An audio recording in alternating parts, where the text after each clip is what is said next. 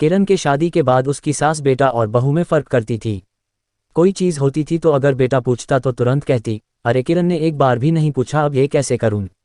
एक दिन रमेश ने किरण से कहा कि माँ बाबूजी का टिकट करवा लूं, आ जाएंगे तो उनका भी मन बहल जाएगा। किरण ने हाँ में सहमति दे दी। शाम को रमेश ऑफिस से आया तो बाबूजी को फ़ोन लगाया। हेलो बाबूजी, प्रणाम, कैसे हैं? सोच रहा हूँ आप लोगों का टिकट करा दूँ। आइए कुछ दिन रहिए यहाँ, थोड़ा आप लोगों का भी मन बहल जाएगा और हम लोगों को भी अच्छा लगेगा।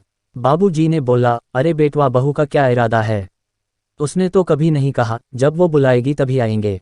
रमेश ने बोला, बाबूजी आपका बेटा मैं हूं तो वो भी तो आपकी बहू है, मुझसे ही जुड़ी है, हम दोनों अलग थोड़े हैं। उद्धरण। बाबूजी ने कहा, हाँ अलग नहीं हो लेकिन दोनों की राय अलग हो सकती है। हो सकता है तुम बुलाना चाहो और बहू का मन ना हो तब। रमेश ने कहा, बाबूजी आप ये कैसी बात कर रहे हैं? उसने कभी नहीं आप लोगों को कुछ कहा है। आप दोनों का सम्मान भी बहुत करती हैं जितना कि मैंने देखा है। बाबूजी ने कहा, हाँ बेटा किरण के समर्पण में कोई कमी नहीं है, जहाँ भी रहती है हर जगह माहौल के हिसाब से ढल जाती है।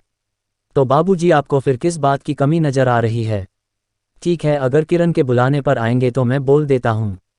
किन से वही बुला ले भाई, इतना कहकर फ़ोन काट दिया। किरण ने पूछा, क्या हुआ या इतना उदास क्यों हो? अरे हम और आप बटे थोड़े हैं, हम दोनों एक ही तो हैं, बस सोच का फ़र्क है। अगर बाबूजी चाहते हैं कि हम ही बुलाए तो आप रहने दीजिए, हम ही आज के बाद से बुलाएंगे। इतना कहकर ससुर जी को फ़ोन लगाए, आशीर्वाद लेकर अपने यहाँ आने का प्रस्ताव रखा। दोनों लोग तैयार हो गए।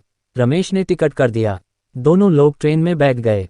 किरण ने कहा कि आप रहने दीजिए, बाबूजी को हम ही लेने जाएंगे, फिर से कहीं ये विचार न आ जाए कि बहू नहीं आई लेने, इसलिए हमें ही जाने दीजिए।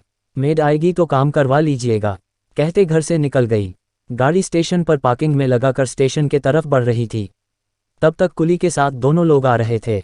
दुपट्टा सिर पर रखकर पैर छूकर आशीर्वाद लिया और गाड़ी में सामान रखवा लिया। बाबूजी ने पूछा, अरे बहू रमेश कहाँ है? तुम कैसे किसके साथ आई हो? बाबूजी हमने सोचा कि कहीं फिर ना आप कह दे कि अगर अड भी नहीं आई तो कैसे घर जाऊं, इसलिए आपके बेटे को हमने घर पर बैठा दिया और आपको लेने के लिए खुद निकल गई। आगे सीट पर सासू माँ और पीछे की सीट पर सामान और ससुर जी बैठ गए।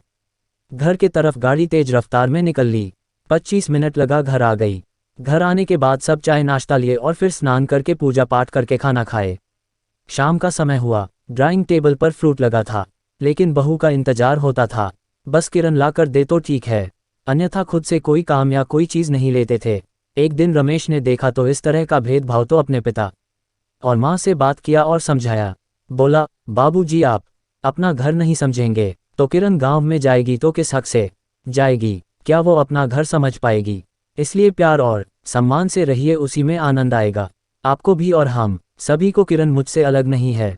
तो बेटे के समझाने से काफ़ी बदलाव आया और धीरे धीरे घर का माहौल बदला, तो घर में हमेशा हंसी खुशी का माहौल बन रहा है।